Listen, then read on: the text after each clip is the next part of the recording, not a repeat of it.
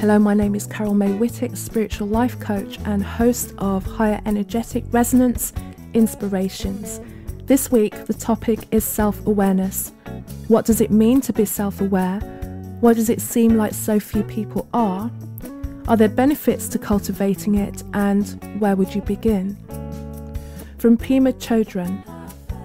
The most fundamental aggression to ourselves, the most fundamental harm we can do to ourselves is to remain ignorant by not having the courage and the respect to look at ourselves honestly and greatly. From Carl Jung. Your visions will become clear only when you can look into your own heart. Who looks outside dreams, who looks inside awakens. So what is self-awareness? Self-awareness is the ability that we have to be able to understand, to comprehend who we are as individuals. It's the ability to be able to sit and reflect on who you are, how you've got there, the things that make you you. It's the ability to also pull back and be able to observe yourself, your reactions, your actions, your thoughts in any given situation. It's allowing yourself to focus on yourself and really try and understand where you are and what you're doing, in particular if you want to expand and change the way that you're showing up in your life and in the world. And while self-awareness is a beautiful thing, self-awareness in itself can sometimes also slip into a level of self-consciousness that then becomes detrimental and kind of opposite to the reason why you would enter into such a thing. And if we just look at two different types of self-awareness, firstly, the public self-awareness. And this is being aware of how you can appear to others. So it's understanding who you are, but also understanding who they are and why they may have preconceived ideas or judgments about you and where they're coming from, and kind of being able to see how that is. The areas that we have to be aware of this as well, especially if we feel uncomfortable with other people's judgment and often misunderstanding of who we are, is occasionally it would trigger us into actually retreating into behaviours that would not necessarily be who we are at the core, but then start to adhere to things that are socially normal and socially acceptable even, so going along to get along even. So there's benefits of being publicly self-aware, but when you're falling into self-consciousness around that, that's when you spending too much time worrying about what other people think, spending too much time pleasing people and not really tapping into what it is that makes you you and makes you unique. So in order to kind of find a good balance with that, it's building up your own self-esteem to be able to stand in the face of any misunderstanding or judgment that you might face because of that.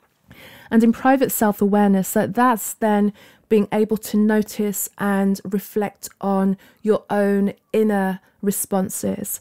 So usually people who are privately self-aware do tend to be more introverted, more introspective, and they are able to really delve into the depths of themselves and their minds, and are able to have a massive curiosity about why they feel the way they do, why they react the way they do. I have a lot of that in myself. Also, you might even kind of see how you react in situations and then make a decision as to whether you think your reaction around that is helpful to yourself or not. How do you act when you're going into a situation that you might feel nervous about? Are you able to feel changes in your physical sensation? Do you notice shifts in your body energetically? Do you notice any tightening that you may feel, any anxiety as you're going into a situation that you find a little bit troubling? So that's just an example of your self-awareness, is seeing how you respond to certain things. And then when your private self-awareness can slide into self-consciousness, it might be that you may get to a space where you don't feel comfortable sharing your true feelings about a situation, that kind of deeper level of response that you have. So in both aspects, the private and the public aspects of self-awareness, in order to mask those feelings, there could be a tendency to not honor the reality of what we're feeling and start to adopt a palatable persona that will garner less reaction from the outside, but also disconnect ourselves from our own personal awareness, especially if we're noticing things about ourselves that need some deep work and need to be deeply addressed. First and foremost, having full, true, solid self-awareness is really knowing yourself and being able to cultivate self-confidence, then be able to communicate in a way that is highly intentional, very, very clear. Also, self-awareness, the more that you understand yourself, it really starts to then give you a better understanding about other people. When you're able to see patterns arise within your behaviors and your reactions and the behaviors and reactions of other people, you start to build almost like a data bank of information that means that you're then able to better understand multiple perspectives and also different people. It will build on your own compassion, not just your self-compassion, but compassion for other people. And from that will then allow you to build better relationships and deeper relationships, and also allow for people to be human, allow for people to make mistakes, and step away from any assumptions or any kind of bias that you may step into.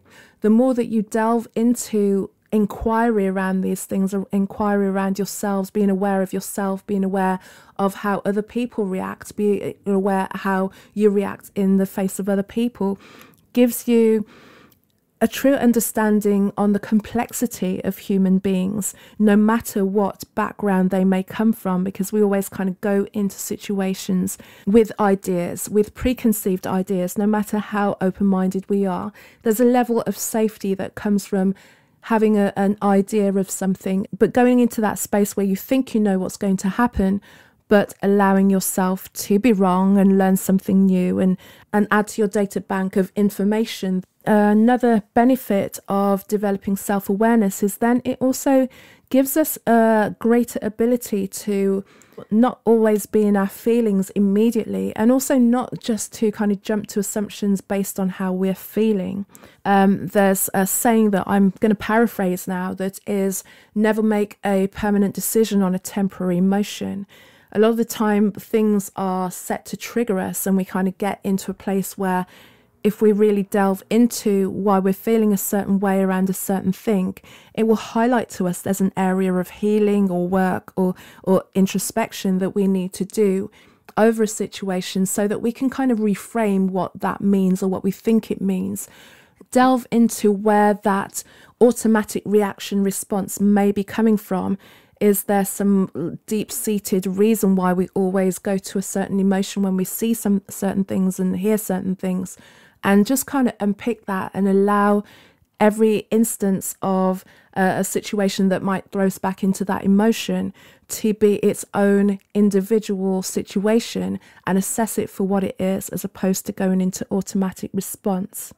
And I believe that having self-awareness will make you happier, make you just understand who you are, knowing yourself fully as a person, your likes, your true likes and your dislikes, and really being able to stand firm in them, because the world wants us all to be the same and we're all different. And by the same token, really knowing who we are and understanding why we've got to where we are in life based on our experiences and why we do certain things gives us a truer, deeper understanding of ourselves and kind of loosens the belt around the judgment that we may have around our own selves. So what are some ways to increase your self-awareness? If you notice something recurring in your life, there's an opportunity to really examine what that is and become truly aware of things that things don't necessarily happen automatically, or you don't have this Groundhog Day in your life unless you're running on autopilot in a situation and allowing yourself to go, why does this keep recurring? You know, why do I keep attracting the same kind of person in my life? Why do I feel unsatisfied in this area? Why am I not achieving these goals? And really observing and having self-inquiry. And the best way is to make a note of these things, to journal these things, so you can start to also pay attention to what's going on in your public life, your private life. And also, if you do make a note of it, you can actually see if there's any patterns that are recurring, track where they might be coming from as well, like how far back were these patterns embedded in you, and also were they embedded as a protective behavior and a protective response that now, years later, just needs to be let go of in a way as well. And here are some certain questions that you may want to ask around that. You may just use it as an opportunity in your meditation. If you're reflecting at the end of the day, ask yourself, what was my day like? What did I achieve that I was glad about? What did I do well today? What am I grateful for? How can I do better? What can I change tomorrow? Another thing that you can give gratitude to is look at the way that you handled any challenges that you faced during the day. Maybe you had a situation at work, or you had an encounter with somebody and you liked the way that you handled it, or you didn't like the way that you handled it, but making a note of what happened and what your response to that was. And also adding to that your feelings. What did I feel in that situation? Was I angry? Was I sad? Was I frustrated? Why was I feeling that way? How did I respond? And is there a way that I could have responded in a way that would have been changed the situation for the better?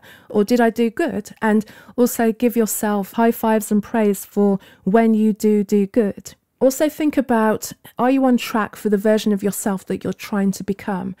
Have you actually defined what it is that you're aiming towards? We're all aiming towards something. And if you've not defined that and made a note of it for yourself so that you can keep checking in on yourself, I encourage you to do so that days don't turn into weeks and months and years and decades where you've just kind of allowed life to drag you from A to B, and then it's your final days and you don't think that you ever achieved anything.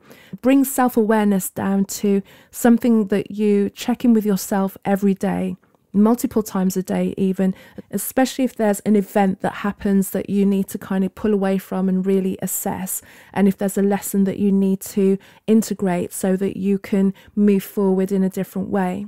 And also with self-awareness is waking up with self-awareness. In every day, you can set an intention for your day. How do I want to move through the day? What do I want to achieve in my work, in my relationships? And how can I be a better version of myself? It's always by asking these questions, by not allowing our life to just pass from A to B on automatic, that we can actually create the lives that we want and create contentment with ourselves. I truly believe that a nation of people who are self-aware, become more self-aware, will be more compassionate to themselves and to others, and thus create a ripple effect of awakening through the world. Closing with Lao Tzu, at the center of your being, you have the answer. You know who you are and you know what you want. So thank you for joining me on another episode of Higher Energetic Resonance Inspirations. Great as always to share with you. Truly appreciate it. Again, if you want to connect with me on my website, it's carolmaywhittick.com, carolmaywhittick.com.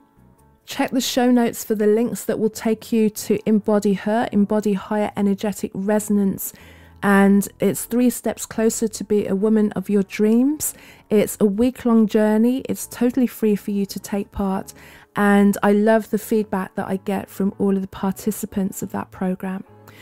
And then if you want to go deeper with me and want to have a conversation about one-to-one coaching, there's a link in the show notes for that as well. I'd love to see and have a quick conversation with you to just see where you're at and whether the work that I do will serve you.